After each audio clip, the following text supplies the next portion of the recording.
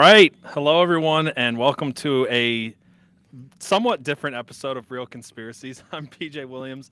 I've been gone for like 8 months, and we'll get into that in a minute. But I'm joined today by my good friend and author, Jared Michaud. Jared, how you doing, man? I'm I'm just super happy to be here, PJ. It's totally fun to do this stuff with you, man. And Yeah, yeah. all the stuff that we'll get into. It's totally cool. All the stuff. Yeah, we've been getting to work together in a lot of cool ways. And for people who might remember, I had Jared on to do the first Matrix, and maybe we'll get into the rest of the trilogy at some point.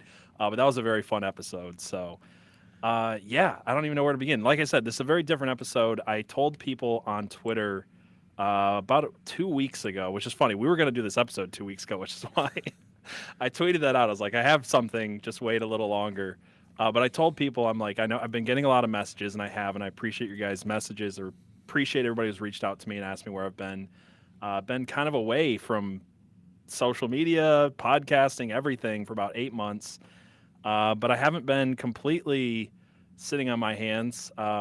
I've been working on something. I just want to really quickly check that we are live on Rumble, real We quick. are. I just checked. Okay, we are. It's Good, good. working. I just had We're to there. refresh it, and I just wanted to make I sure. did too. Welcome I in had to. everybody on Rumble and Yeah. YouTube, and I'll put this up on probably on Dark Ocean and all the podcast stuff later for people who are curious what's going on. But yeah, I've been silent for a while. We can get into some of the reasons why, but in that meantime, I I actually had an idea last year. It was March of last year, and I don't like to call it a dream exactly because it was like I was half awake and half asleep, and this whole idea came to my head of a book, and I just put it on the back burner. I was doing too much. I didn't have time for it, and turned You out that I've been, basically living on the road for a while now since December.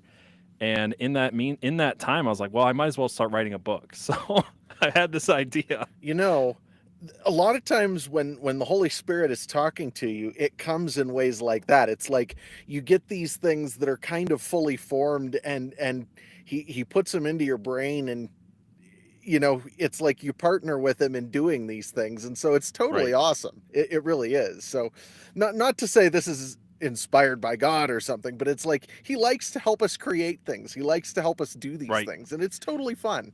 Yeah, yeah, exactly. So, I think back in March of this year, I started writing in it. I bought a notebook at a truck stop, and I started scribbling in it. And I was like, "Oh, I'll go home and I'll write it when I'm home." And then I took my scribbled paper, and I'd come home on the weekends and I would try to type, and I was like, "This is too much." So I just got Word doc on my phone, and I wrote in just under 3 months.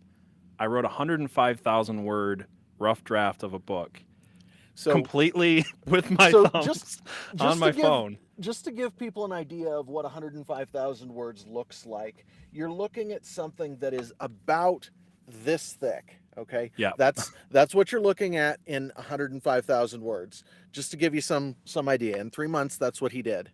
yeah. So yeah, I did that, and when I got towards the end of it, Jared reached out to me, and this was the funny thing. I was getting towards the end, and I was praying to God at a truck stop, and I said, I'm learning a new process, and I really need an editor, and I need someone to partner with me on this. No more than 5 minutes later, Jared calls me, and he's like, "Hey," 'cause we talked about this a little bit. You were one of the few people I told that I was writing Right. this book, and you're like, "Hey, maybe you don't want this, but I just want to offer, the ability to edit your book and help you to make it what you want it to be."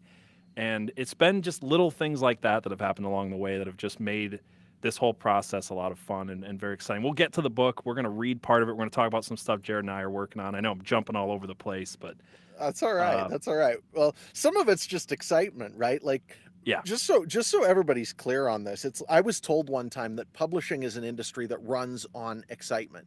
yeah, So what you do, it's because this is interesting and this is cool and this is fun. And there's a lot of work that goes into it too, but when you get to share it with people, you've been doing so much work behind the scenes for so long that it all just kind of piles up, and you want to just talk about everything. right, yeah, yeah, yeah. So let's go back to square one because I Yeah. told people, hey, I've been gone for a while. I didn't say a whole lot. I think the only people I really updated was the locals community. I said, hey, I'm going on hiatus for a while. But yeah, basically, long story short, there's certain stuff I just don't care to get into. But you guys have been with me for some of you people I'm seeing in the chat right now. People are going to listen to this later. You guys have been with me for years. Some of you, some of you probably remember back in 2019 when I started podcasting. I did a little show called Totally Plausible Conspiracy Theories. I've done some other projects. I did Conspiracy Pilled for a couple of years, and then we started Real Conspiracies, which where we're streaming this right now, and Dark Ocean. And last year was a very interesting year for me in a lot of ways. Ended up losing my job. I ended up quitting my job. I didn't get fired actually. So They asked me to do something that I was against. You want to? right. Yeah, go ahead. So what I was going to say is, just so people are clear, what they were asking for was something that was intrusive into your home, into Yeah. your life, for a monitoring thing that was not okay, and you quit because of that, and that's justified. You should have. Yes, yes. Well, quite literally, I went to work one day and I realized that they told me I had sleep apnea, and I wasn't sure they were right because they did a test based off of an app on my phone. Like, it was really sketchy, and I was like, all right, whatever. I don't know why they want me to do this test, but I'll do it. They're like, you have sleep apnea. Work will pay for a CPAP machine, and I was like, all right. So I got a CPAP machine. I started going back to work, and one day I walk into work, my boss is asking me, he's showing me on his computer, like, oh, I know when you're in bed and I know when you're sleeping and we can monitor your house. And I had no idea that was even a thing. And I'm like, I do not feel comfortable with you having remote access to my bedroom, whether it's just monitoring my sleep patterns or not. I'm not cool with it. And he was like, well, if you're not cool with it, you're not going to work here. And I said, oh, I guess I don't work here. So I left that job. Yeah. And yeah, things were crazy. I felt called to leave Conspiracy Pilled for reasons we don't have to get into. I don't Well, care to do the he said, she said thing, but it was what I needed to do. Let's put it this way. There is no desire in either of us ever to drag people we love's names through the mud, Right. or to talk about crap that really isn't public business in public. It just isn't a good thing to do to people we care about. And so we don't need to do that. Let's leave it in the past and move Right. forward. That Right, fair? yeah, and that's exactly, and that's kind of been my whole thing this time. And I know some people wanted me to get deeper into it. There's really not a lot to get into, and there's no reason to get into it. I left. I felt like I needed to.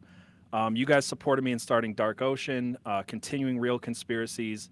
At this time, I kid you not, guys, I was working on a farm butchering turkeys. I was doing DoorDash. I was going to the blood bank to give plasma every time that I could, and I was podcasting 2 full podcasts and creating all the content.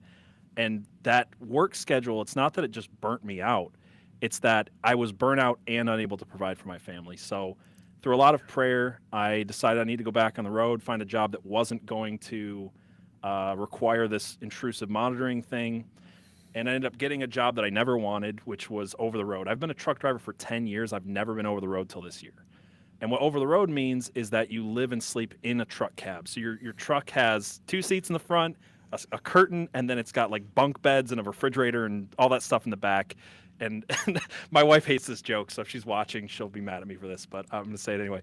I've been living in my truck so much for the last 8 months that I jokingly call my home that I own that I purchased with my wife, I call it my vacation home because I'm not here very much. But it has been interesting. God has really been working on my life, on my heart, and in that time, like I said, I was able to write this book. So I wanted to come to you guys today, give you an update on where I've been. That's where I've been, and what I'm up to in the future. And what I'm up to in the future is that I wrote a book called Patch Notes Apocalypse. It's part of a trilogy. We're going to get into it. I'm going to read a snippet from it.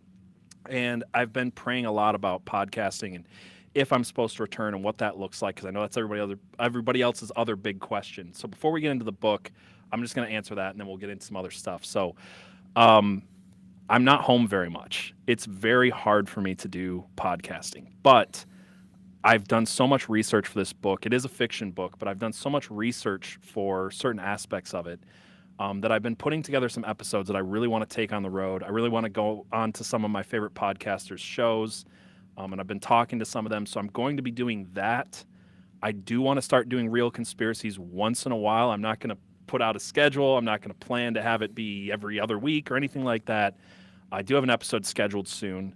I want to make that return, but my family comes first. They see me very little right now.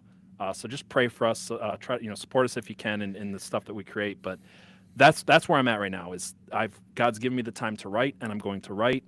And if I can podcast when I can, I plan on it. You guys probably can tell that right now it doesn't look like it used to. I've got a much cheaper microphone.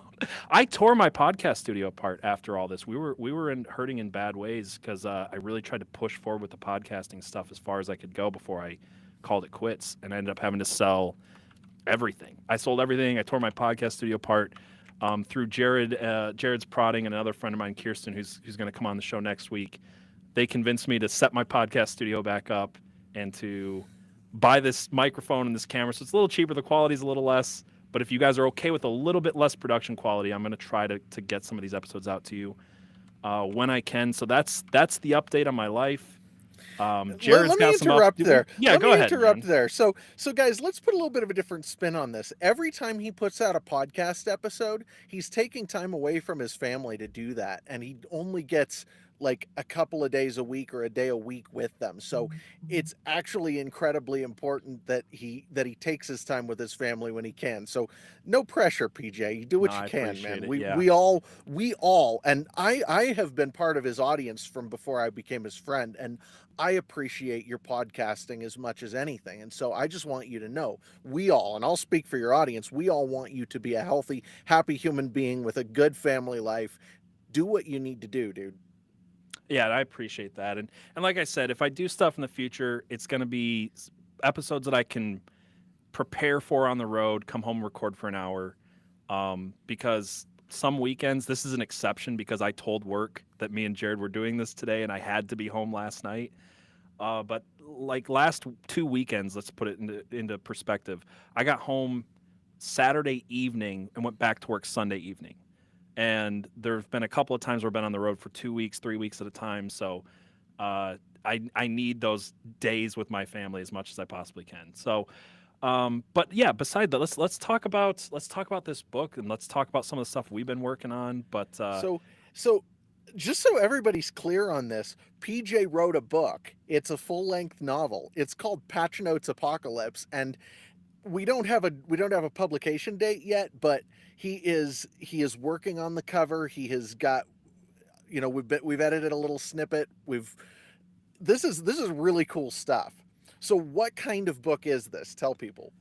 Yeah, so this is this is what's weird. I want to call it a lit RPG, but people will think sword and sorcery, fantasy, Dungeons and Dragons. It's not that at all, but it is a lit RPG, which means it is a genre that has characters who have stats and levels and kind of zany stuff like that, like you'd see in a video game. And actually, I was going to share with you guys the cover of it, but before I do that, let me just read a little snippet that someone wrote kind of the book, and I kind of liked what they wrote. So this is someone who read it and wrote a little summary for me, and it says, when truck driver Eli Brenner wakes up trapped in a hyper-realistic, post-apocalyptic video game, he must fight for survival alongside his conspiracy theorist best friend Josh.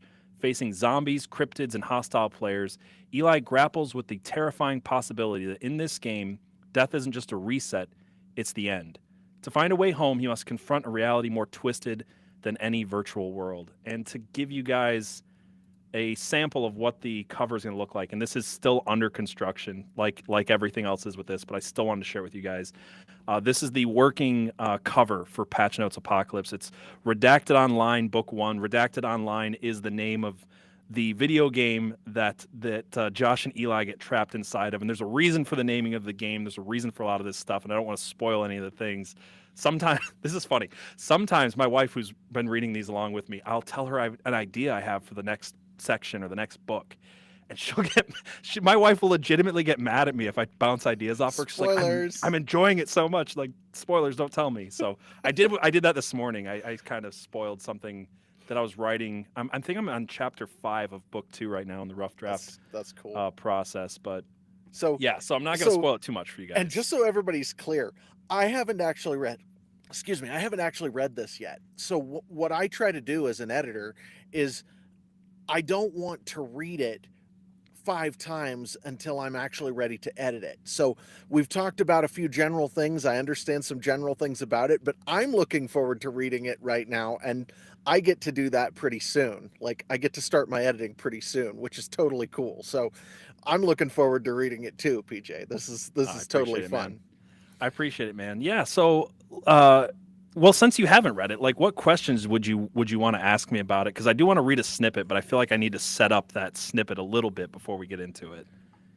Well, let's see. So, the way I describe lit RPG is if you wrote a book about the main character in a video game, but because it's a book, you can do more with the video game than you could if it was a real video game. It's harder to make. It's like it's an open world that you can develop however you want instead of having to have all of the video game preset rules. You can kind of take it in other cool directions as you're ready to, and it can get bigger and bigger. That's kind of what lit RPG looks like. Um, as for questions, I don't know exactly. I mean, you and I have read some of the same lit RPGs, so I kind of know what the genre looks like. Right. But as far as the story goes, I guess the first question is, you say it's about Josh and Eli. What inspired those characters? Because to me, books are about characters a lot. Yeah. So this is a funny one because Josh and Eli, I've tried to talk to my wife about where the inspiration came from them, and in some ways, what I tried to do was to take the two aspects of myself that some people see and some people don't see, and I kind of split it into two different people. But I also based Josh off of a very good friend of mine in high school and a couple other friends that I've had throughout my life. So so to put it in perspective, the book kind of opens in this bar, and it takes place in a little town called Lind, Washington, and it's kind of I describe it as a buddy comedy road trip lit RPG. It's more militaristic. It's not sword and sorcery. It's more like Escape from Tarkov would be a good game that helped inspire some of the ideas. But it is about them traveling across America and running into myths and cryptids and all this stuff that you would read about. So what's fun to me about this book is that instead of it just being like kobolds and gremlins and ogres and orcs and all that stuff that you get in sword and sorcery fantasy, this is like one character I have is called the Tata Clay Ah, which is this owl witch from Native American folklore. And there's there's a character. I've been tempted to read this, even though we haven't edited this part yet, because it's my favorite description I have of a character. There's a cryptid in Washington State called the Gumbaroo, and it's literally a hippo bear thing that when it dies, it bursts into flames. And this is the old folklore of how forest fires would start. And there's just stuff like that. There's going to be Wendigos and Mothman and all of the cool like cryptid type stuff they're going to run into as they cross the country.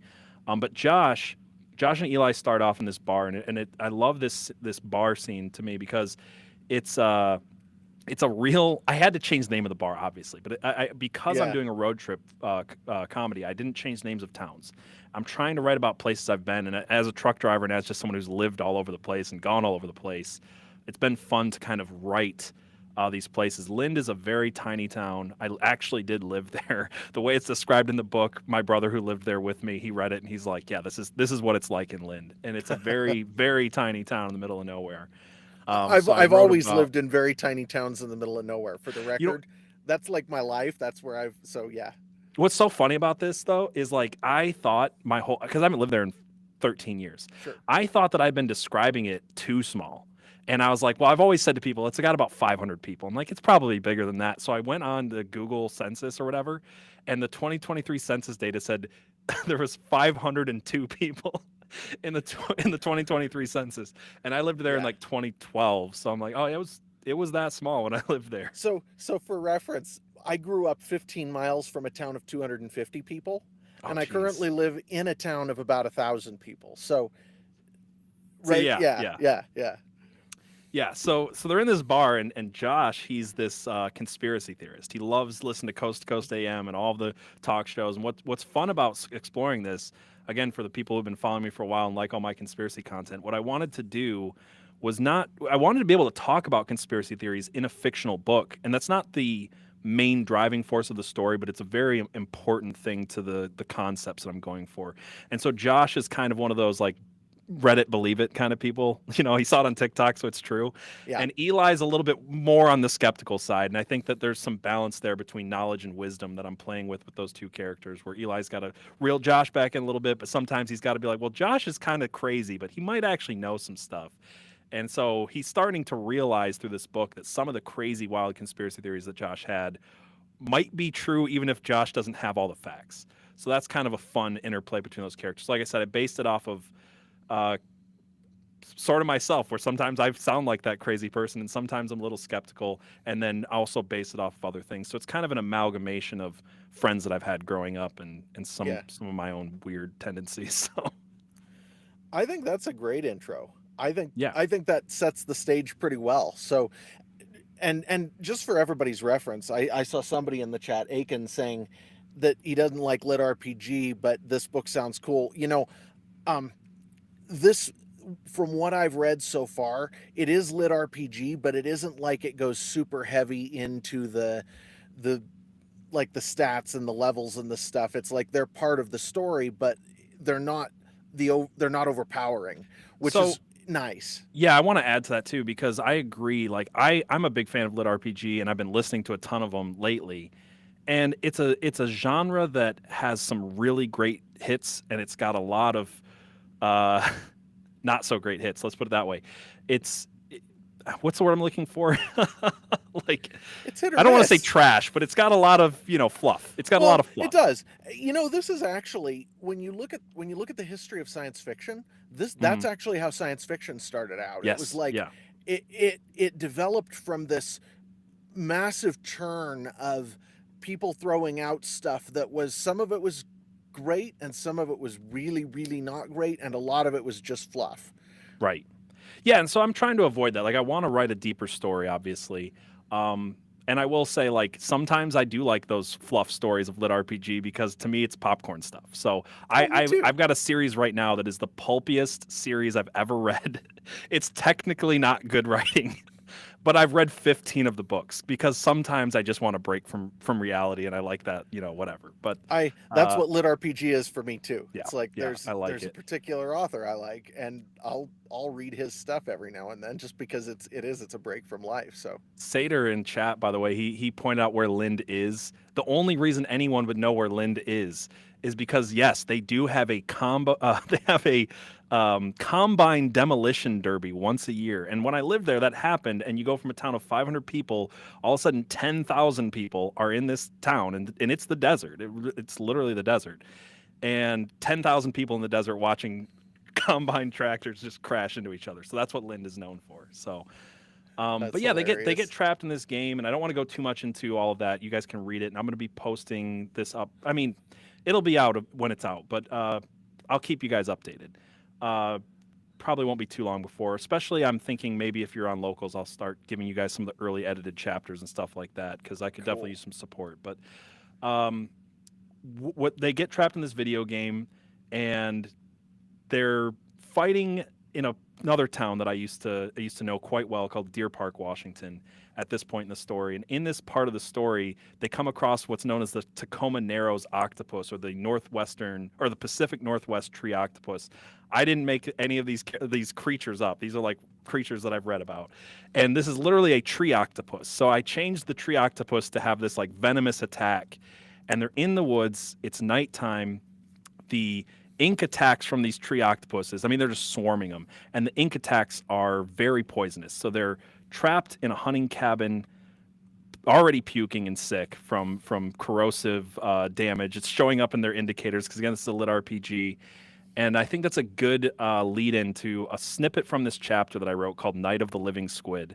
And Jared actually helped me edit this. So I think we're ready to share this with you guys. So if you guys will allow me, yeah, let's just jump into this one. So this starts somewhere in the middle of the chapter. So I already set it up. So here it starts. I'll start right here. It says, without communication or even much conscious thought, we both moved to the center of the small shack. We took up a position back to back, watching and waiting for a tentacle to slide out from between the floorboards or underneath the door. Every now and then we heard a splat on the roof, another octopus falling on the shack from the trees above. The wet slapping of tentacles on the windows added to the fucked up ambience. They knew we were in here, but would we be able to get through? But would they be able to get through? How long would they keep at it before going after an easier target? An eternity passed. The few rays of sunshine left peeking around our hasty fortifications faded into darkness. An owl hooted in the distance, and then everything went completely silent. We held our breath, unable to move, hoping and praying that the threat had finally passed. The refrigerator shot across the room, clipping Josh's arm as it flew by. A giant tentacle burst through the window, sending tiny shards of glass raining across the room, groping blindly for its next meal. Josh rolled onto his back and began to pump rounds into the massive, slimy appendage. I followed him up with a stream of 9mm hollow points. White numbers flashed amidst gouts of blood and ink. The massive slab of oozing black flesh pulled back, and as soon as the window was no longer blocked by its mass, the smaller octopi started pouring in like a tidal wave. We were in way too small a space. They would overrun us in seconds. I fired into the mass of undulating tentacles, emptying the rest of my mag. Instead of reloading, I dropped it into my sling and drew the judge from its holster, sending a barrage of small but effective shotgun pellets into the throng. The sheer volume of flashing damage indicators and EXP notifications only blended into the confusion.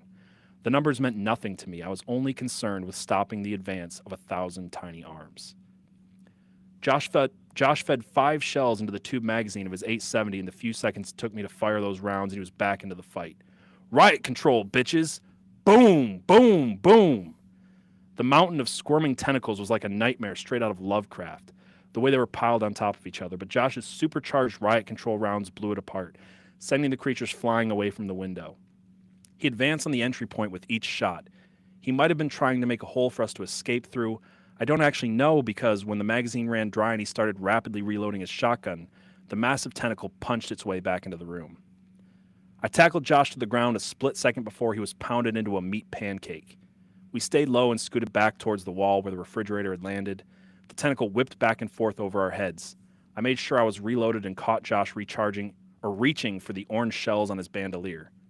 No dragon's breath, I shouted, remembering what happened the last time I used those inside a wooden building. He looked disappointed, but quickly started loading more buckshot. Before we could start pouring fire into the giant slimy tentacle, the bed frame shot across the room as well, and another monstrous appendage joined the search. We were totally screwed. If one of those massive tentacles got a hold of us, we'd be crushed into paste. If we shot either tentacle enough to do serious damage and it drew back, even more of the tiny bastards would pour in. This thing had to have a weak spot, but how could we get at it? I looked at how the tentacles bent as they came through the windows. I heard the rafters creak and saw the thin ceiling flexing and sagging above us. The monster's body had to be on the roof. How often can you use riot control? It recharges based on kills. There's not a set amount, just after I've shed enough monster's blood, it lets me know it's available again. Shit, I muttered. There goes that idea. I briefly considered burning the place down and hiding in the refrigerator until morning, but not only would we probably not both fit, even if we did, we'd be cooked alive. I had to think, had to remember what we had that we could use to our advantage. Then I recalled the bear trap. The bear trap we looted from this cabin earlier had a length of chain attached to it, so when a bear or monster was caught inside, the chain, which was tied to a tree, would keep it in place. The other half of my plan I was less sure about. I readied the bear trap as Josh told me and told Josh my idea. Are you crazy? I'm going to die trying to get that thing. We need the tentacles to stay in place while we find a weak spot in the giant squid monster. Trust me, anything else means we'll be overwhelmed by the smaller creatures or crushed. Shit, man. Why do I have to be the one to go all Rambo on this thing? Because you're the one with the Rambo knife. You still have that hammer you looted earlier, right? Use that to pound it down. I got to work securing the bear trap to a sturdy-looking 4x4 that might have been holding this section of the cabin, just hoping we wouldn't bring the roof down on our heads. The tentacles couldn't quite reach us where we were, but they were both thrashing about and pounding on the floor in a searching pattern. When I had the trap ready, I nodded to Josh, who had his massive Bowie knife in one hand and a mini sledgehammer in the other. Here goes nothing. I slid the bear trap right underneath one tentacle as it pounded to the ground. The trap snapped shut, ink and blood fountained, and the massive octopus creature tried to pull its tentacle back out the window. The chain snapped tight. The 4x4 held. Yes. At the same time, Josh swung the giant Bowie knife down on the other tentacle, driving it through the rubbery appendage and into the floorboards. The tentacle jerked and nearly pulled the knife free right away, but Josh hit it again. Then again. He hammered the knife deeper and deeper into the floor with the mini sledge until it held. How long either would hold was uncertain, so this next part had to be done fast. I pointed at a dip in the ceiling. Right there. Josh followed the barrel of my AK and wasted no time cutting a hole through the thin roof and into the monster on the other side. Wood chips flew with each blast. Then blood and ink started to trickle through the ruined plywood. I let my AK rip, dumping an entire magazine into the hole in a matter of seconds. Numbers went from white to yellow, but there was still a ways to go, and now the monster was thrashing, fit to rip the entire shack apart. I reloaded as Josh poured more buckshot into the expanding hole. Big globs of gore and slime were now falling through to splash on the floor. The familiar sting of toxic ink filled the air. As I was slamming the mag home, a sudden pounding like a jackhammer from hell filled the room and the building shook. A third tentacle slammed through the front door, ripping it from its hinges. It must have sensed where the shotgun blasts were coming from because this time it found its target quickly. It wrapped itself around Josh and began to squeeze. I moved toward him. I felt like it had only taken an instant for his face to start turning blue, and then there was a cracking of bones. It was a reaction, an understandable but ultimately wrong reaction. There was no time to think. I'd never be able to free Josh from the tentacle like that, and if I shot it, I'd just risk hitting Josh. There was only one thing I could do. I fired up into the hole again. Orange numbers flew everywhere as the bullets ripped through. Blood was flowing like a river onto the floor of the old ruined shack. I ran dry and changed mags. This was my last one. Would it be enough? Another few seconds of mad firing and the numbers were in the red. This time when I ran dry, I dropped the rifle into its sling and drew the Taurus Judge. Boom, boom, boom, boom, boom. 5 rounds of .45 long Colt pounded into the hole. 4 times I saw red numbers. The 5th time I saw white. Plus 2,985 EXP. Josh flopped onto the floor, coughing and spitting blood. He was hurt, but he was alive. The tentacles went limp, still blocking all 3 entrances to the shack. The smaller octopi couldn't get in. I fell on my knees next to Josh and puked my guts all over the gore-soaked floorboards. So That last line's one of my favorites. yeah, So- you helped me with that line though, but I liked it. No, it's great. And I let a couple of my boys read this. So I have a 15-year-old and I have a 10-year-old, and I let them both read it, and they're both like, "This is just cool.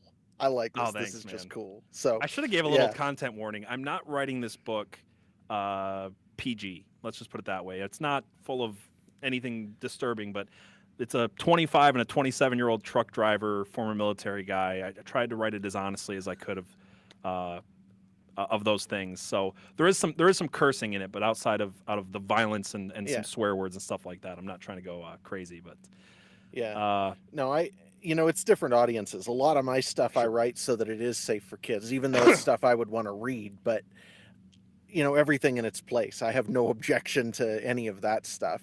Like, Freak said, this makes me want to play some shooters. Freak, do you play Escape from Tarkov? Because that was my big inspiration as far as the menus and things like that went. So yeah.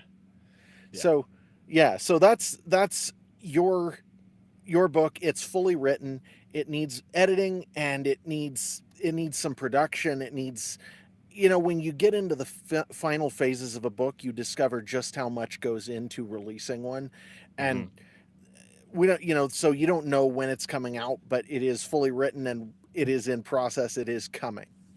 right. So that's, I don't know. From here, do you want to go to talk about one of the ones I'm working on, or do you want to go to the other thing, or do you want to just go to general stuff? How do you want to do let's this? let's talk about your work for a minute, and then Okay. let's talk about the thing that we're working on. But real quick, I want to say thank you for the $5 Rumble Rant Seder. Will there be an audiobook? You read pretty good. I don't want to read my own audiobook. I really Hey. don't. Some people have asked me if I'm going to. I don't plan on it, but I do think I found the person I want to read it. Sweet. So I'll tell you about it. I haven't had a chance to tell you about it, but Yeah. I think I found the person I want to read it. So yes, if you guys want to donate anything like that, you can. I've got all my links below. But yeah, as Jared said, the writing process is fun, and then it becomes pricey towards the end. And it's a lot of work toward the end. It is. The editing part is just a huge amount of just drudging through it, and it takes a lot of time, and by the time you're done, you probably don't want to see it again. At least that's my experience most of the time.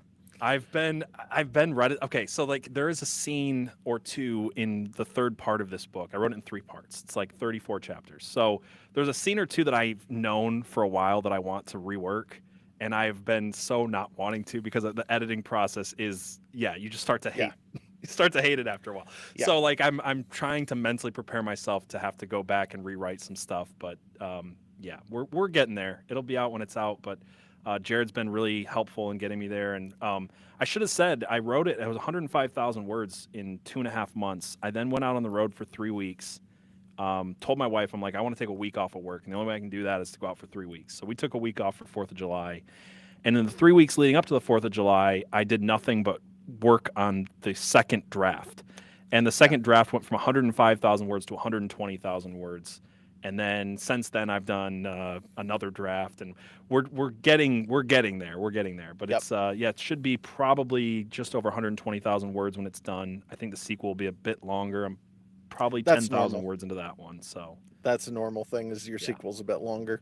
So from turning to the one that I'm working on, I'm actually just releasing my 5th book. It's not a real big book. It's only about 25,000 words. So I'm doing 2 series. One of them is a little more normal length. One of them is a little shorter, more bite-sized. This one is a fantasy story. It is, some of you may be familiar with Winternight. It's the first fantasy book I wrote. This one is Path of the Talonwood. And it's coming out I have Winter Night August right here, by 9th. the way. Awesome. Yeah. Yeah, it's so Winter Night's the first one. Path of the Talonwood is the second one. Path of the Talonwood's coming out August 9th.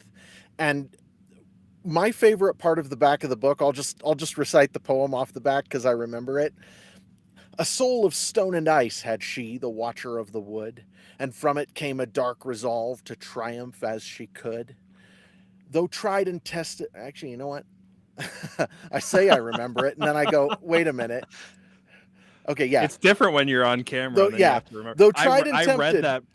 read that part earlier before we got on the stream, and I didn't screw it up, and then I screwed up like 10 times. Yeah, I'm with you. I'm with you. Well, to me, it was that I actually edited this poem as part of my final edit, and I'm like, wait, what did I do to that? So, okay, so a soul of stone and ice had she, the watcher of the wood, and from it came a dark resolve to triumph as she could. Though tried and tempted by the world, pursued by pain and strife, her courage polished by the cinders of her former life. No crowd arrayed against her could ever force her heart to yield. No enemy could overwhelm her, though alone upon the field. And so, yeah, it's a fun story. It's a fun fantasy story. It isn't all poetry. That's just, there are a few lines in there that are, but I did try to make the poetry kind of descriptive of what the book's about. And so that's the one that I'm releasing August 9th. And then we've got, can I go into what we're doing? Absolutely, man. Yeah, let's Okay. talk about it. So PJ and I have decided we're going to co-author something as well. And this is, technically it's set in the Energemetra 6 universe, but the way I built that universe, it can expand to basically to be any kind of story you want. So this isn't actually a sci-fi story exactly. It's more like steampunk. If you had to put it in a box, it'd be more like put it in a box, steampunk, that's the but- box it would be in. Yeah. But it doesn't even fit that one really, No. because so the idea is that the technology that they're dealing with is early 1900s, late 1800s. But they also have some kind of almost magic thing going on with Energemetra 6. And there are some, what would we say? They're fighting demons? Is that a fair? Yeah, that's what I would call. I mean, that's what they call them too. So whether Yeah. they really know what they are or not, they generally Right, just well- call them demons. Yeah. And I kind of want to give, if you don't mind, I kind of want to give our audience here a taste of what they actually are and where they come from I later. do want you to, but I'm going to plug your book for you really quick because Okay. if you guys have not read Bright Star, I have actually I splurged on myself. I got all of his books in hardcover, signed. So Thank there's you. Bright Star. There is From the Void, right here, and then I'm halfway through The Veil of Mysteries right now, and these are very good sci-fi books. They're if you guys like Ender's Game would be a good one to like. Yeah, right? it's a good comp. Yeah. Good. The other thing I would say about it is if you were to take Star Wars and you were to write it with a protagonist who's younger, it would look kind of like this also. So Right, it's right. that sort of feel to it. And go on. Oh no, I'm just saying, like I've been really enjoying them, guys. If you guys are missing out, I saw some people in the chat go, "Wait, I know Jared." Yes, Jared has been on this show with me before. He's the author of 5 books now. I have 4 of them. I need to get Path of the Talonwood next. But please go give them go check them out, because what Jared's saying is true. In this universe, there are people who have been flung to different star systems. They've gone through Yeah. basically the void, through what you might call a wormhole or portal, but they wind up in different places. In the universe that we're built, not the universe we're building, but inside of that universe, we're building a story about a ship that ends up on a very different planet. And for reasons that Jared will explain in a minute, they're set back in technology quite a ways. So it's kind of a steampunk Western sci-fi, and it's like it's also none of those. It's probably more Right. heavily on like the Western influence, but it's got all of them. So it's really a lot of Yes. fun. Well, and it's something that it's like we just started talking about what kind of thing we'd want to do, and this kind of just this Yeah. monster kind of just appeared out of the ether, and we're like, okay, so this is fun. This is really cool. And so far, writing it is a blast. Like I'm looking forward to getting to write some more of the different scenes that we had talked about. But the first thing that I wrote was the prologue, and so what I'll do is I'll read that prologue. So where we're coming from is the Energemetra 6 universe, which is a sci-fi universe. But where we're going to is not that. So this is how we get there. All right. Okay.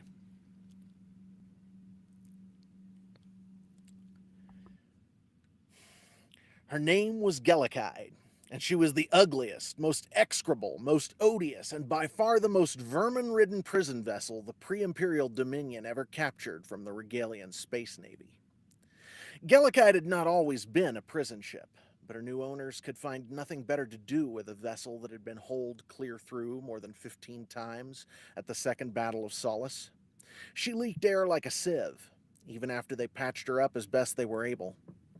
The matrix of her hull was far too complex to be repaired properly by a navy as primitive as that of the pre-Imperial Dominion. They lacked real repair yards in situ. Sorry, lost my place.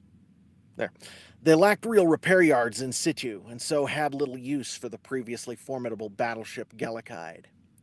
She would have been abandoned if there had been anywhere else fit to keep mutineers and traitors, far less the political leadership of captured foes like Oldoran or Dathavan.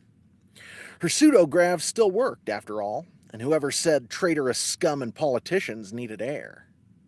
30% of a standard atmosphere was survivable, mostly. It's doubtful her passengers ever knew the original meaning of her name, equality. The name held a certain measure of irony. Gellikide was their own personal hell in space, for however long they might be cursed to incarceration in her distended insectoid belly. So it was, and so it might have stayed, but for Captain Jace Shorty Flanagan, there interred for the remainder of his natural life, on charges of conspiracy, mutiny, and theft, of the Admiral's favorite pleasure slave. Shorty's friends always thought he got a raw deal, but Admiral Ethan Lysimachus was not a forgiving sort, and when he got drunk, Shorty had a tendency to go head over heels for even the more dubious members of the fairer sex. The stunning Madrina Rhea was anything but dubious. True to form, Admiral Lysimachus never forgave Shorty, and it wasn't long before he found himself committed to Gellikide, his own personal Hades, where he would remain for almost 2 months New Standard Time, nearly a year Old Earth Time if anybody had still been counting it as such. Understandably, for reasons that will soon become clear, the personnel records of Gellikide's inmates were lost. What transpired aboard her would never be fully known, except by Shorty and the few guards who survived the ordeal, and they certainly weren't talking. All that remained in the Dominion's databanks after Gellikide disappeared were the bare facts of its departure. On 31/10/1747 at 1822 hours New Standard Time, Gellikide was permanently, unhappily moored to military outpost Gleipnir, boasting an estimated 24,300 inmates in her mutilated bulbous bulk. According to all records, her drive had been permanently deactivated and was scheduled to be duly dismantled as soon as an appropriate engineering team could be found, which might be several months or even years at the Dominion Navy's glacial pace. At 1823 hours, Gellikide recorded the arrival of the Lady Star, the personal yacht of System Governor Ethan Lysimachus, with the estimable Madrina Rhea alone on the passenger manifest. Exactly 5 minutes later, at 1828 hours, Gellikide had launched a single malfunctioning ship-to-ship missile. This was later determined to be nothing more than a damaged Regalian penetration aid, which had somehow been missed during her decommissioning.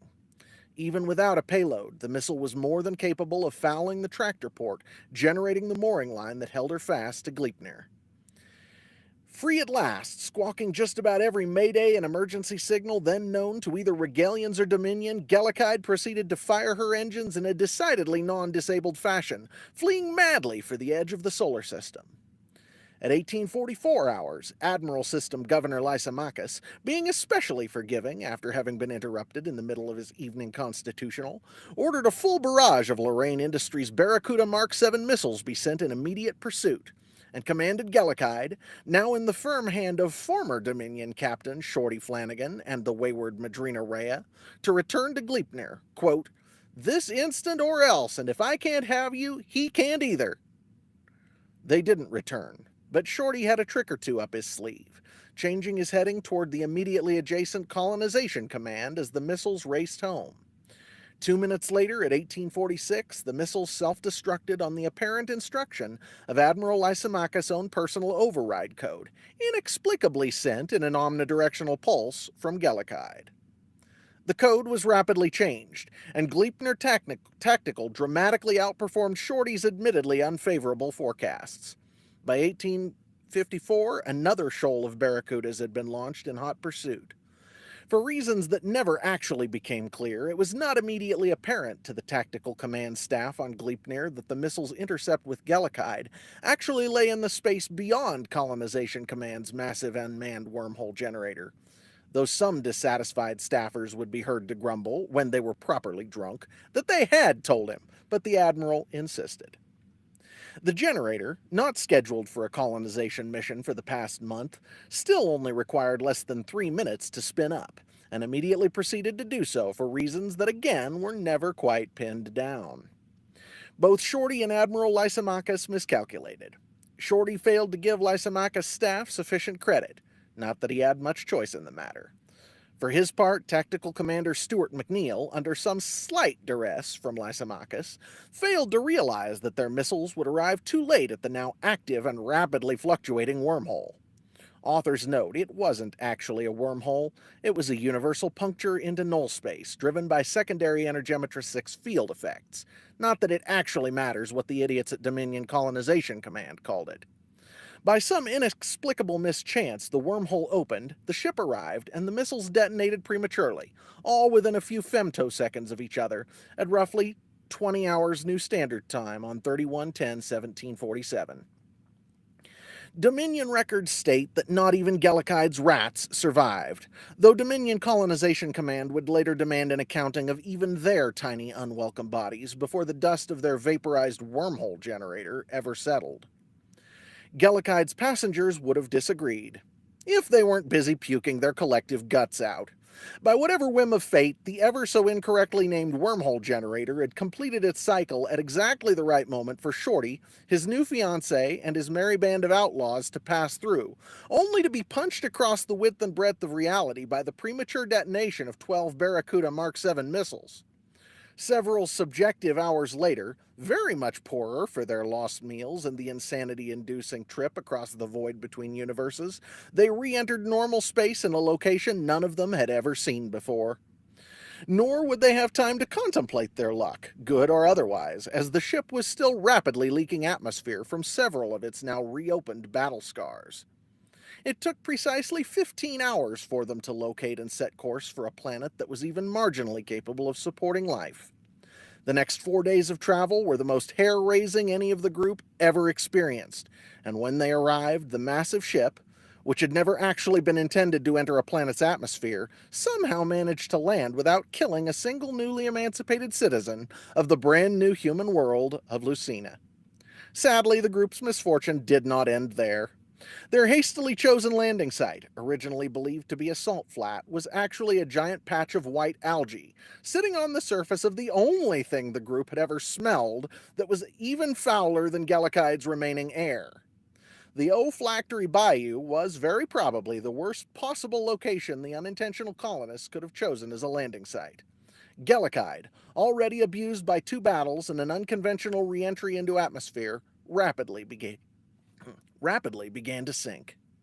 Of the original 24,378 passengers, 24,212 escaped the sinking wreck to stand gaping on the mucky shore. Other than that, the good ship Gallicide and her cargo, of the good ship Gallicide and her cargo, all else was lost, except the vermin. The new residents of Lucina swore to a man every single rat survived. I love that. I love that whole thing, but I love that final line. And I actually put my other favorite line in the chat for people. What was it? Whoever said that traders and politicians needed air.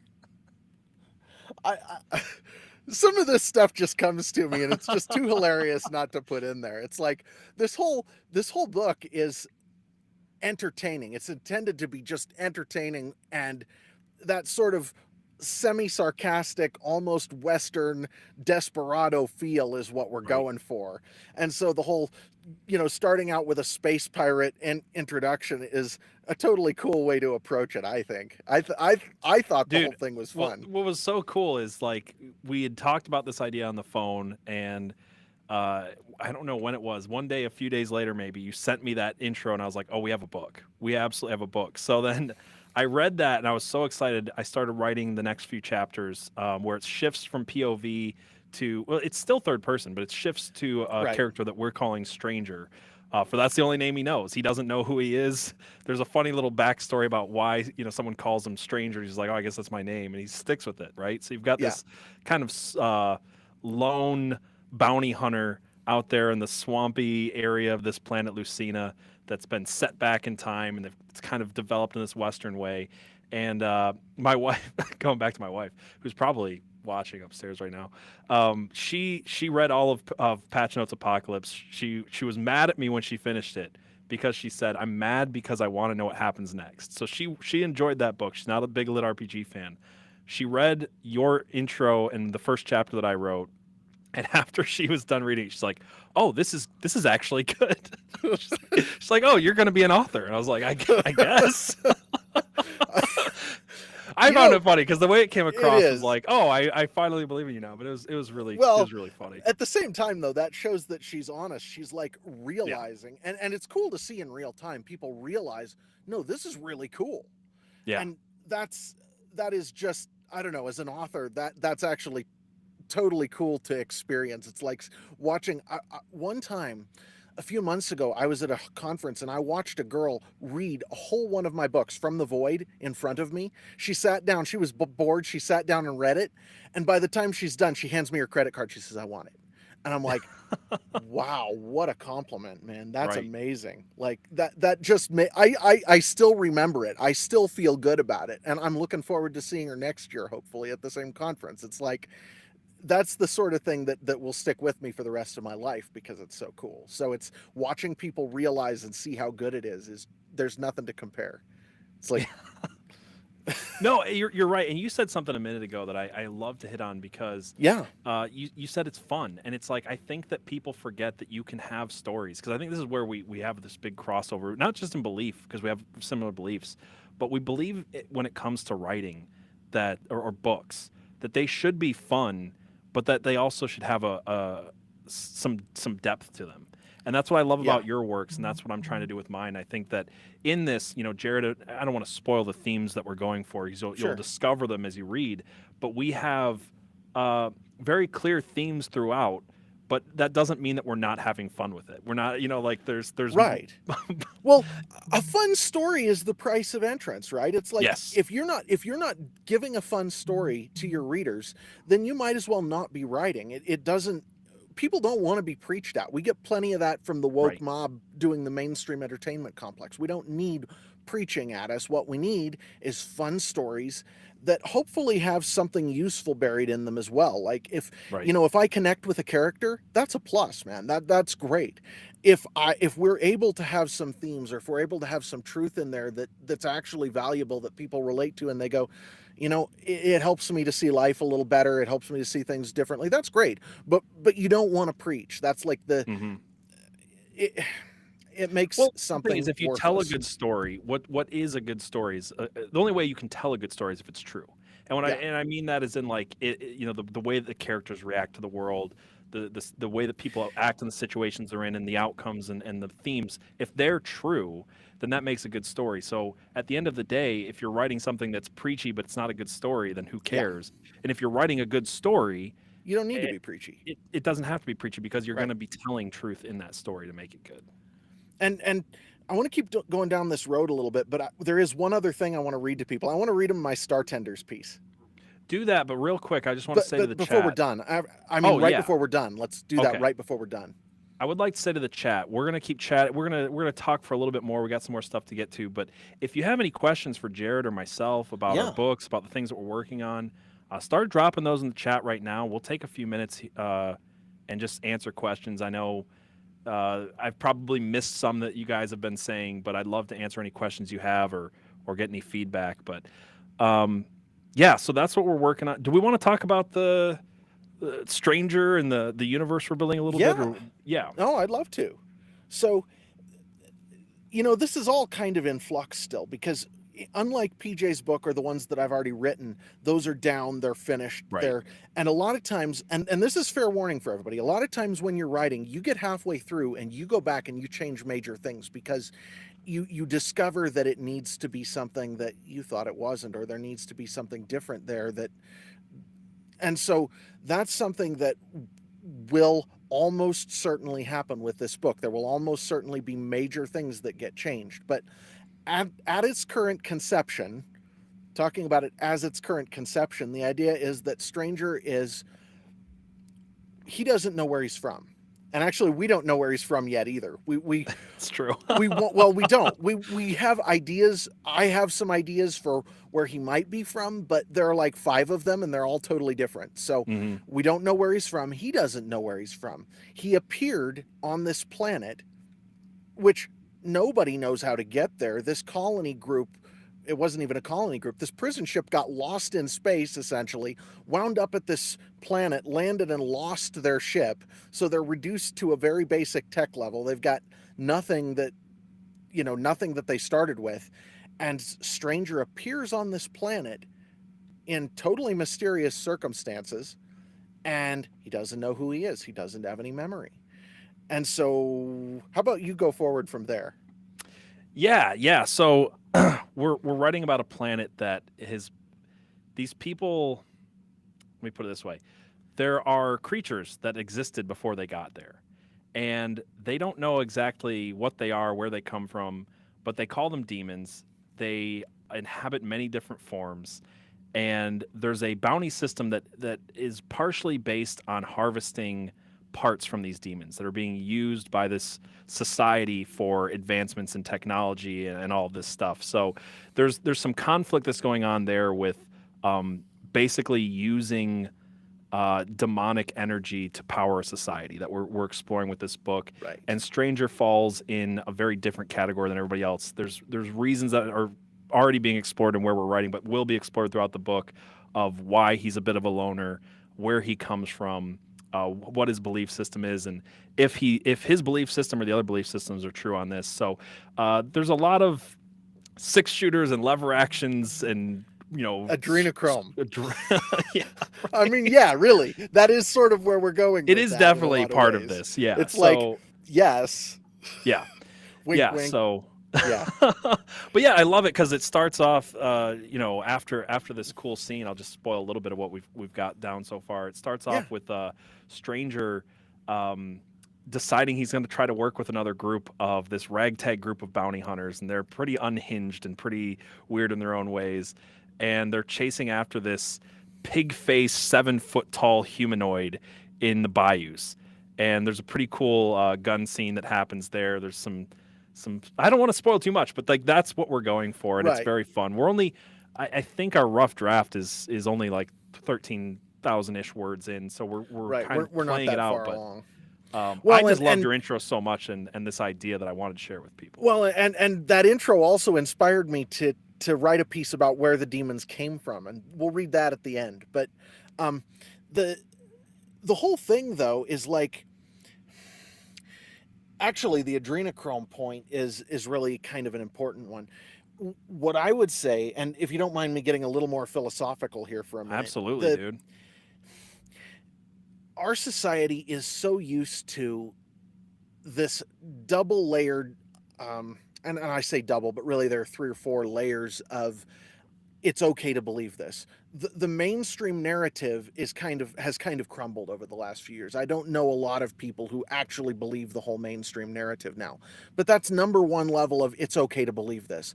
Number 2 level is sort of a semi, it's almost attached to the MAGA movement, sort of. It's like we believe that some of these things that have traditionally been believed by the mainstream narrative they're not right, they're not true, and people who believe them are kind of like, they're stuck in a time when all we had was CNN and ABC, and nobody really, we didn't have any information. And then there's the other layer where people believe in these conspiracy things, and they're considered far out or fringe or whatever. And I know this is true for you. It is definitely true for me, where I've operated in all of these worlds with all of these people, and I go, you know what? None of this is really pointing to the truth. It's all kind of a distraction. The truth is that we live on a world that is coming to the end of an age. Jesus Christ is coming back sometime, and when that happens, everything changes. And all of these other narratives are kind of pushing people away from that. And so bringing this back to fiction, one of the things we have the opportunity to do in fiction is to touch on some of those narratives, whether they're conspiracy, whether they're whatever, that we think have some truth in them, do it in a way that's fun, but also point people back in a direction where, actually this is pointing to something that's true and useful and valuable and whatever, and we can do that in a way that is non-intrusive, that where we're still telling a good story, where it's all fun and the characters are all discovering all the things. Right. No, you you nailed it exactly, and I think that there's a certain level too where it's like the opposite of the ABC CNN. Walter Cronkite was perfect and never told a lie, and isn't the media great and wonderful? Right. The opposite of that is just a total detachment from reality, and that becomes its own dogmatic viewpoint. And in both cases, people are missing the greater truth behind everything, and that is a spiritual truth, and that truth does lead people ultimately always to Jesus. So I think that all of those things are what we explore in the fiction that we write with the themes and concepts. Yes, my book is got cryptids, and you'll see them fight Wendigo, and it's fun, and there's stats and things like that.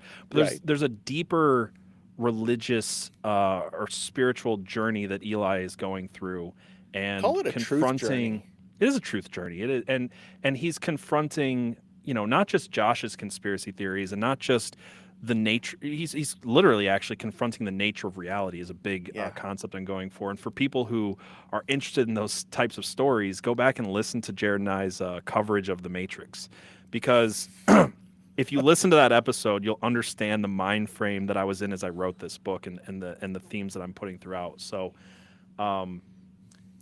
because that's the fringe. That's another one, right? Is everything is true or all of reality is false. And both are missing the greater truth. And it isn't even just that they're missing it. They are actually constructed lies. Yeah, it's true. Like lie layered on lie, layered on lie, trying to get us all pointed in a direction that doesn't matter somehow. It's like when you start to dive down the conspiracy rabbit hole, you have been much more immersed in that world than I have in a lot of ways. But what you discover is that people just get sucked into these things that point them to stuff that doesn't matter. It's like it's all of the, what's that one that you so loved doing, the Tartaria or Flat Earth or like any of this stuff where you look at it and you go, no, actually there are designed lies here that are just trying to pull us all off track. And the Flat Earth one's a great example. It's like this is a narrative that is designed to manipulate Christians. It's designed to manipulate a particular group of people in a particular way. And that's like, it's one layer after another, and you find these things.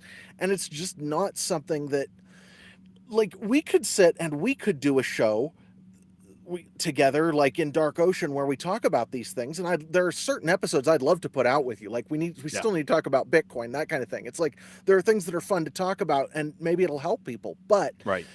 by the same token, you're still dealing with stuff that is missing the big picture. It's missing the overall point, and you can deal with that stuff so much easier in a fictional context sometimes, because you're not dealing with all of the prejudices and stuff, and instead you can just paint a picture and let people look at it. And Right. when they look at the picture, they can take useful things out of it. They don't have to agree with you 100%. They don't have to believe everything you believe.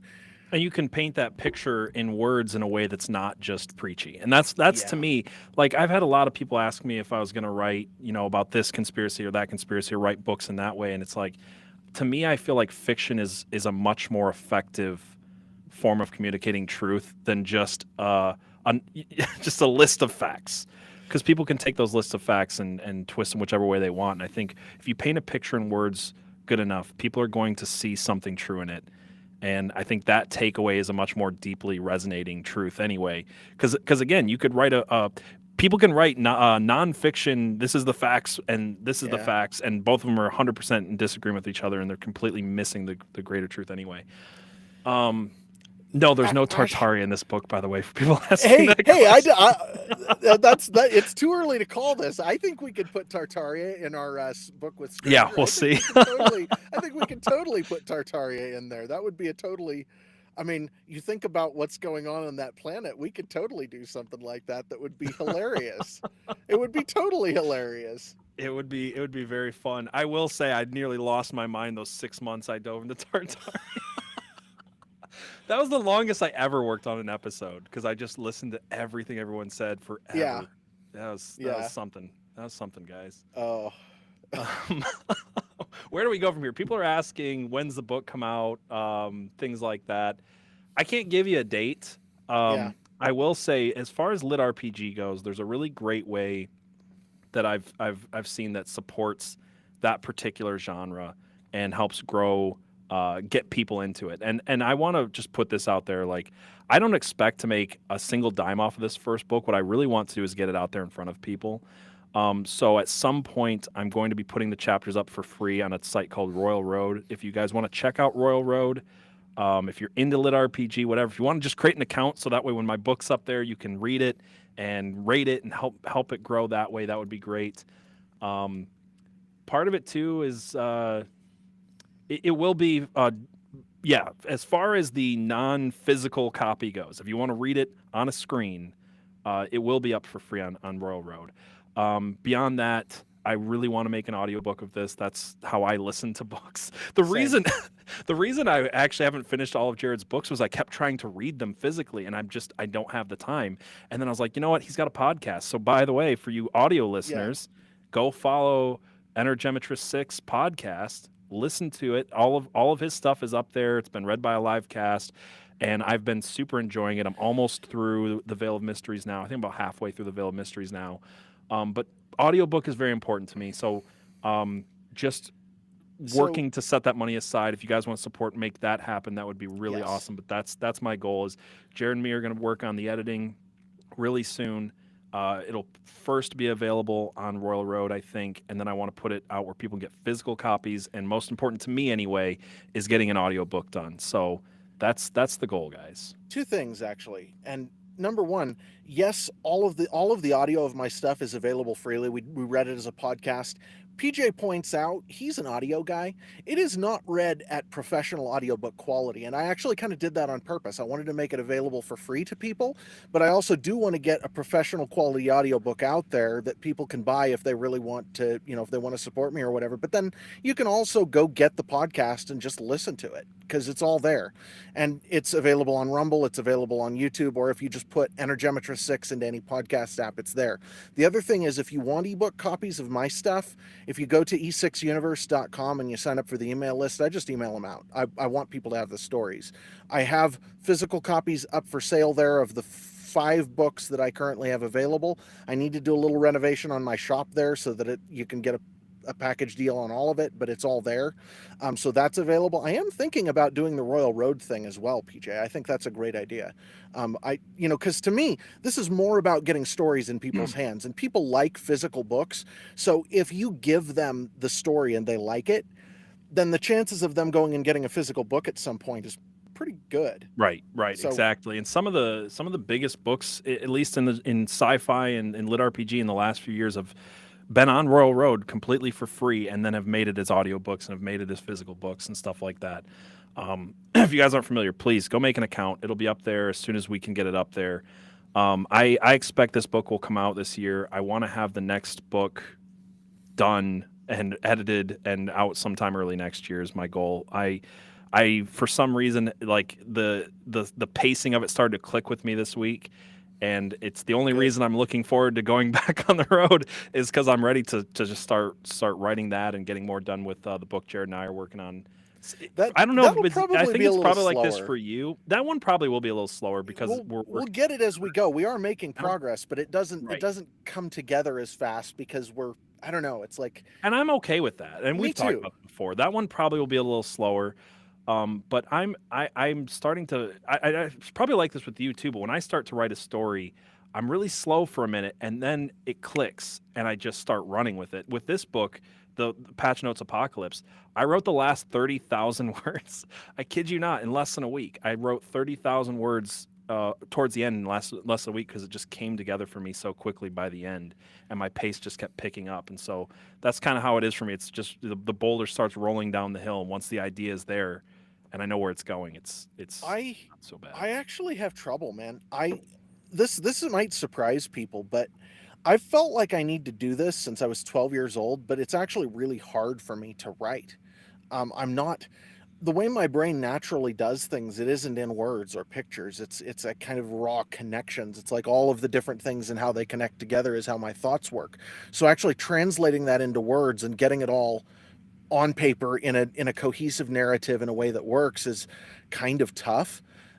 And so for me, it's actually kind of I have to be I have to be intentional about it the whole way, and it's kind of a struggle, but it's also fun. So, you know, there's that balance there, but I still do have to make myself sit down and do it all the time. It isn't something I just naturally oh, I love to write. That's where that's where I've been the last few weeks, where I'm like, I want to start the second one. It felt like work, and now it's starting to come where I'm getting pretty excited about it. That's Um, awesome. do we have any other questions? Use I the want you to momentum. Yeah, yeah. I just want to see if we have other questions. I want you to read that thing. Okay. But thank you guys for being here, for catching us live. If you're watching this later, for continued Absolutely. support. I've seen so many supportive comments. It's been hard for me being away from doing this. This podcasting is what I absolutely love so much. I've missed it. Jared brought up something too. I said earlier that I will probably do some episodes of Real Conspiracies here and there. If and when I do some stuff with Dark Ocean, it'll probably be stuff like Jared's talking about. Me and him have an idea for a show we want to do together. It'll probably be more bringing on guests and talking about subjects. It's hard for me to do the deep dive level of research that I was doing being on the road as much as I am. Yeah. Some of you guys who watched my stuff over the years know that I've put stupid amounts of time into some of those episodes. And I really feel called to write, and that's where the majority of my efforts are going to go. Real Conspiracies is something that has always been easier for me to do, and it's more fun for me. So those will happen once in a while, but Jared and me have been talking about a subject that he knows a lot about. So if there's people like that you'd like to see me do an interview with, if it's not too conflicting with my family schedule and I can sit down for an hour with someone and put out a great piece of content for you guys, I'd love to do that as well. But just know that I can't put the time into podcasting where I'm currently at that I used to. And so the writing thing is going to be what I'm doing mostly, but please keep following this stuff, keep supporting. I'm going to be doing stuff for you guys. And thank you for the prayers. I wouldn't be here if it wasn't for the prayers. This is Amen the to third that. time I've tried to do a podcast since this hiatus, and this is the first time it worked. And it was Yeah. just God telling me not yet, not yet. And I knew that today was going to work, and so I felt good about it. I felt like that's what God was calling me to do, was to be here and talk with Jared, and I'm very excited. So you said that you are writing your third book in the E6 universe. Your I'm third full actually book. it's third and fourth. So the way Well, this yeah, has I worked, should guys. explain what Yeah. From the Void is. So, From the So Void is a series of short stories that come somewhere between the first and second book in a way, kind of. Some of them well, are prequels. there's It's not really, prequels, there's yeah, sequels, it's just what it is it's a way of widening the universe and giving us a window into characters who we otherwise wouldn't see. And so if I were ever to do an omnibus of the series, it would include that as in between stories for, right. you know, but it what the purpose of it is it's like this is a really cool character. I wonder what his backstory is, because there's so much of that in this universe where you really don't have time to go down all the rabbit holes. So I'm making books where we go down all the rabbit holes. So right now I was thinking about reading an excerpt of book 3, but I don't really think it'd be that useful. Instead, I'd rather read the Star Tenders piece that I wrote. Okay, so I love that piece, by the where way. this came from, guys, and I'll just tell you where it came from and where it's going. Where it came from was when PJ and I were talking about the world that strangers in. We got this idea of where these demons come from, what they are and where they come from. And this tied in with something that I had been thinking about for a long time. And this one will actually strike some of you who know some things about Lovecraft as really fun. So I will prequel, or I will preface this with a comment about Lovecraft. Or actually, maybe I'll say it afterward. I'll do it afterward. But anyway, where the demons come from. Yeah, where the demons come from. And so I got to thinking about it, and I sat down and I just wrote this in one sitting. And I really, really like it, and PJ really liked it, and so have a couple of other people. So this will probably end up as a short story in the book that goes between book 2 and book 3, and it will probably be in the form of a conversation between an older person and some younger people, and I'll do a little bit of messing with it, but right now it's just a narrative, it's just a history. So think of it as an oral history. That's what this is. Okay, so let's see, right here. In inescapable darkness, the progenitors lie dreaming. When creation was young and matter yet unformed, the first ones swam the primordial energy streams of the trackless universe. Because they must contend with the plasma and ionized chaos of the void, the Lightmaker created their bodies from the most incorruptible and potent materials in existence. Their physical matrix was inextricably infused with Energemetra 6, the very energy of creation. So powerful was their substance that neither mere matter nor the physical forces of the universe could harm it. They were beautiful, indestructible, and glorious, and they rode the primordial energies with abandon, transporting themselves upon the very photons that traversed the cosmic soup. Each one of the first ones was unique and unlike any other ever made. Each had its own glory and individual purpose. As the universe cooled and expanded, the first ones discovered that purpose. They fell in love with the stars, whose light was the only force capable of crossing the primeval void. The beauty of the heavens was their playground, for you see, the first ones had been made to be star tenders. Under their care were the very suns themselves, the furnaces of light and power that provided fuel to the universe, casting their light across the emptiness to nourish the planets and all the lesser life that proliferated among the more concrete states of matter, wherever it might solidify. The first one's task was critical. Without their attention, the suns that fed the universe became unstable. Their energies were liable to unbalance, exploding across the void to sear the lesser life from existence. But it was not enough for the first ones. Some few became enamored of the lesser life they had been created to protect and nourish. In their unconquerable strength and solitary majesty, the Star Tenders were arrogant. They became jealous of the only power they did not have. For the Lightmaker had not designed them to reproduce as he had the organic creatures, whose lives were governed by the stars the first ones had been created to tend. These rebels devised a plan, a means to co-opt the frail organics who were, by some remove, their charges.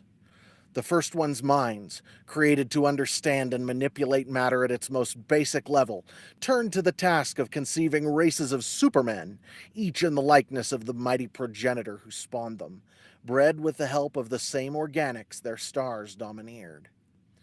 But twisting the Lightmaker's design always has a cost. And the progenitors discovered that once their vision had been clouded by pride, the void they had been created to so effortlessly navigate had an allure they could not resist.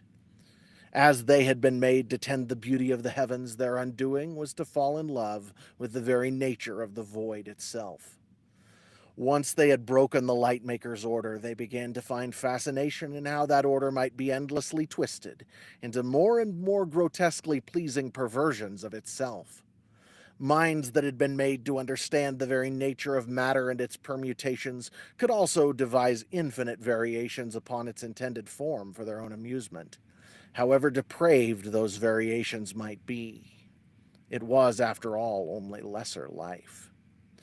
Of the horrors that descended from their twisted imaginations, devolving into reality-twisting abomination, human tales are too fragile to tell. The age over which they presided became the very defining essence of horror, and they, the progenitors, were its masters. So great their degradation became that the Lightmaker decreed they be caught in an imprisonment powerful enough that even the rays of light they had been made to ride would be incapable of escaping. But they were too potent to capture in any ordinary fashion, and so the stars in which they dwelt were manipulated to collapse upon themselves, imprisoning the progenitors in the very darkness they had so recklessly courted. Their bodies, made to withstand any physical force the universe might experience, could not be destroyed. But the stars, whose light they loved so dearly, were lost to them forever, until such time as the Lightmaker might bring them to a reckoning. And so, the progenitors lie even to this day, dreaming of twisted abomination in their prisons of inescapable darkness. I love it. Everybody in chat loves it. It's one of my favorite things that I've read of yours, to be honest. That's the second time I've heard it. I think you read it to me on the phone one time. Yeah, absolutely. Again, if you didn't, if that, yeah, I see. Bravo, love it, all that stuff. This is why you need to go pick up his books. Jared's such a wonderful author, I and appreciate that. I'm also a terrible marketer, like really, really terrible marketer. Like I'm gonna work with almost Jared the on worst this. marketer Yeah. ever. So No, Jared's a great writer. He needs you guys to just go spread the good news of his books, pick them up, read them, do all that good stuff. I will say, I was gonna say this earlier. The chat loves your reading, and I've been encouraging Jared to read his own audiobooks and to get them out there on Audible. So just give him, just you. keep telling him to do it. Okay, Uh, I will do yeah. it. I will do it. I will have time now. I will do it. So real quick though, let's unpack what I just wrote there because it's totally fun. Also, so those of you who know anything about Lovecraft, I have not read a lot of his stuff, but the Cthulhu story is sort of it's kind of endemic to the culture now. It's like it's the base of a lot of things, and the it's in his house at something. Dead Cthulhu lies dreaming is the sort of the tagline, and it occurred In the to House me a of while Usher, I back. think, right? I don't know. I don't remember. I'd have to look it up. But it's if you were to Google any part of that, it'd come right up. It's Lovecraft's like famous line. But one of the things that occurred to me a while back, and you know whether this came from God or whether it's just my twisted imagination, I don't know. But Cthulhu is Apollyon. Cthulhu is Apollyon the Destroyer. We have a character, a creature, who lives in a parallel dimension of sorts, who is essentially trapped there until a time yet to be determined or a time yet unfound, whose twisted imagination warps the whole universe and creates horrors that humans can't even conceive of, and he's coming back. That's Abaddon. That's Apollyon the Destroyer from the Book of Revelation. That's who that is.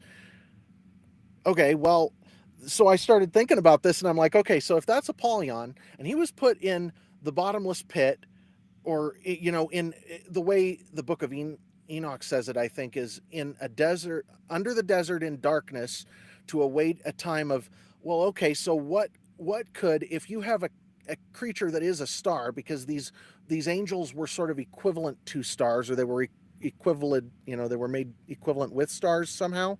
Right. If you have a creature that's like that, but that's indestructible, how would you trap it? Well, you collapse the star into a black hole. That's how you do it. And so Apollyon Abaddon is trapped in a black hole, awaiting his time to come up out of the bottomless pit, which the people at CERN are trying so very hard to open. And I wrote a little story going into that. Well, okay, it's fun. It's a totally fun story, but it also has these elements in there that are like, I really enjoyed putting it together because it's got so much stuff in there that's pointing to something. Right. Yeah. You got the progenitors and the someone in chat, I think Aiken said, totally not Nephilim at all. Not at all. No. Nephilim? Nephilim? Who are Nephilim? I've never heard of these things. It's very good, dude. It's very good. So if you guys like that short story, that does lead into the book that we're writing together. It comes from the universe, the Energemetrix 6 universe. You guys can go to energemetrix6.com. Links are in the description. E6universe.com. See, that's all right. why Energemetrix6.com would get you there too, but that's where I'm hosting the podcast at, and it's still on WordPress, so it has a link right at the top. But E6universe.com is easier to spell anyway. The letter E, the number 6, universe.com. And yeah, and if, like I say, if you sign up for the email list, I just email out all the ebooks, and we've got the whole audio podcast, so you can get a hold of the fiction. Or if you want to support me, feel free to buy something there. We ship it out of my house, so you're buying books directly from me. Awesome. So yeah, go do that, guys. Yeah. I saw some people asking, how do I find Patch Notes Apocalypse? It's not out yet. It'll be out soon. You guys can follow me. I'm going to have a website set up soon. It's going to be redactedonline.com. I already bought it. Working on it right now. You guys can reach me with questions about this, anywhere on social media. I'm on Twitter and Instagram, but if you guys want to email me, pj@redactedonline.com. That's the name of the game in the book that I'm writing. You get to explore what that means when you get into the game or into the books. But it's redactedonline.com or pj@redactedonline.com. You guys can reach me that way. All the links are everywhere. You can find me anywhere. There's links in the description. I've got a solo.to that's got all of my other links, Twitter, Instagram, all that good stuff. Thank you, guys. I feel so rusty at podcasting, but I'm having a great time talking. But this has been totally fun, man. It's like talking shop and letting people in on it. It's totally cool. Yeah. And if you guys like this and you want to see more, we'll definitely try to do something like this again. I still want to get Jared one weekend when we have time to do the Matrix 2 or something like that. We'll talk about. That'd be fun. And then there's the whole Bitcoin thing. We got to do the Bitcoin thing too. Right. So, but I got to go before my wife starts yelling at me. I promised her movies and spend time with your family, man. Charcuterie boards. You don't have enough time with your family. Go do that. All right, guys. Thank you, everybody. Thank you, everyone, for being here. Have a great time. Watch for updates. God bless.